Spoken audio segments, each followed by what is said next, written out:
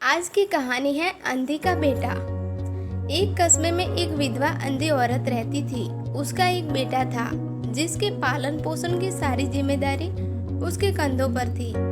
वह अपने बेटे को पढ़ा लिखा कर एक बहुत बड़ा आदमी बनाना चाहती थी, इसलिए उसने उसका दाखिला कस्बे के सबसे अच्छे स्कूल में किया। वह दिन रात मेहनत करती ताकि बेटे की स्कूल की फीस दे सके। लड़के के स्कूल के बच्चे उसकी माँ के बारे में जानते थे। वे सब उसे अंधी का बेटा कहकर चिढ़ाते थे। लड़का इससे बहुत परेशान था। उसे अपनी माँ पर शर्म आने लगी थी। वह उसके साथ कहीं भी आने जाने से कतराने लगा था। जब लड़का बड़ा हुआ तो उसके शहर में अच्छी नौकरी लग गई। उसने अपनी माँ से वादा किया था कि शहर में मकान लेकर वह उसे लेने आएगा, लेकिन वह शहर गया तो फिर लौटकर वापस नहीं आया। उसकी अंधी माँ उसका इंतजार करती रह गई। कई महीने बीत गए, लड़के की कोई खबर नहीं आई। अंधी एक दिन उससे रहा नहीं गया और वह बेटे से मिलने शहर पहुंच गई। पूछते पूछते वह बेटे के ऑफिस पहुंची। वहां सिक्योरिटी गार्ड ने उसे रोक दिया। अंधी औरत ने गार्ड को अपने बेटे का नाम बताया और बोली कि उससे जाकर कह दो कि गांव से कोई मिलने आया है। गार्ड ने जाकर उसके बेटे को बताया।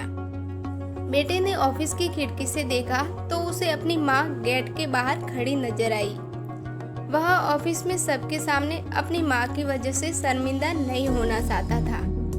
उसने कहला दिया कि वह ऑफिस में नहीं है। अंधी औरत वहां से चली गई। शाम को वह लड़का ऑफिस से घर जाने के लिए निकला। रास्ते में एक जगह काफी भीड़ जमा थी। वह अपनी गाड़ी रोककर भीड़ के पास पहुंचा और तो बीच सड़क में अपनी माँ को मारा पाया। उसके हाथ में एक चिट्ठी थी जिसमें लिखा था, बेटा बड़े दिन हो गए थे, तेरी कोई खबर नहीं मिली। चिंता हो रही थी इसलिए तुझसे मिलने चली आई। तू तो अब बड़ा आदमी बन गया है। तुझसे मिलना अब शायद मुझ गरीब की किस्मत में नहीं, लेकिन मैं बहुत खुश हूँ तेरे लिए। तूने अपना ही नहीं मेरा भी सपना पूरा किया है। मलाल है कि तेरी तरक्की देख नहीं सकती। काश बचपन में तेरी आंखों में सरिया न घुसा होता और मुझे तुम्हें अपनी आंखें न देनी पड़ी होती तो तेरी तरक्की अपनी आंखों से देखकर सुकून से मरती तेरी अंधी माँ। ये पढ़कर लड़का फूट फूट कर रोने लगा।